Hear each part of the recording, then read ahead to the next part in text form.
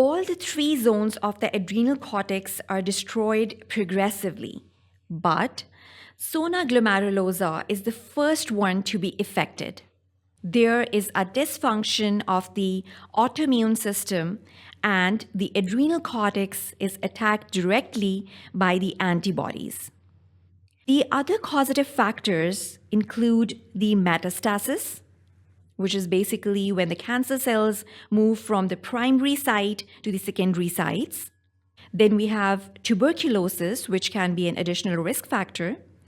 And then lastly, we can have the fungal infections, which can also contribute to the development of this condition.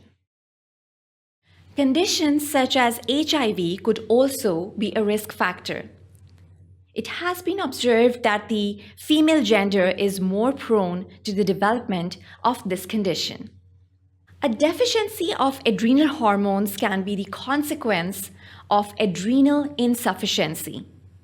For instance, in genetic defects, autoimmune adrenal diseases, tuberculosis, metastasis, as already mentioned, and it can also be due to the surgical removal of the gland, or due to the enzyme defects in the adrenal hormone synthesis.